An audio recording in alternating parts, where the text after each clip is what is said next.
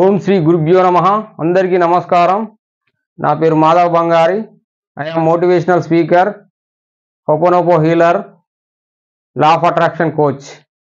ఈరోజు మనం తెలుసుకునే టాపిక్ ఏంటంటే సంకల్ప సిద్ధి.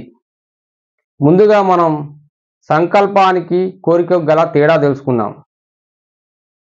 అనుకున్నది అవ్వాలని అనుకోని అఫర్మేషన్ చేసి కూర్చుంటే దాన్ని కోరిక అంటారు. అనుకున్నది సాధించడానికి విశేషంగా కృషి చేస్తే దాన్నే సంకల్పం అంటారు. గుర్తుంచుకోండి మిత్రులారా, ఈ చరాచర సృష్టిలో క్రియ, కర్మ, కృషి చేస్తేనే ఏ ఫలితమైనా ఉంటుంది. అది స్మార్ట్ వర్క్ కానీ హార్డ్ వర్క్ కానీ. కృషి లేకుంటే ఏ ఫలితం ఉండదు.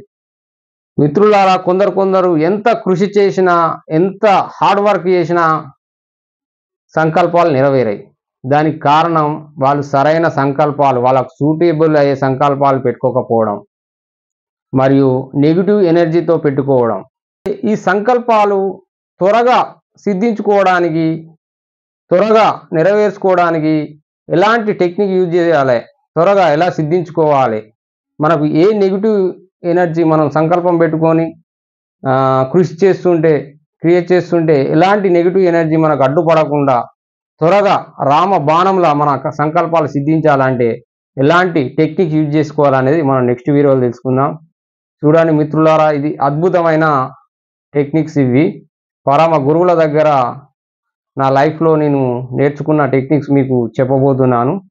ఈ టెక్నిక్ కనుక యూజ్ చేస్తే మీరు అద్భుతమైన ఫలితాలు, ఎలాంటి సంకల్పాలైనా, అంటే 10 మందికి ఉపయోగపడే సంకల్పాలు, ఎలాంటి సంకల్పాలైనా మీరు అతి శీఘ్రమే త్వరగా సిద్ధించుకోయేటట్టు నేను మీకు అలాంటి టెక్నిక్ చెప్తాను. నెక్స్ట్ వీడియోలో మీరు తప్పకుండా ఫాలో అవ్వండి.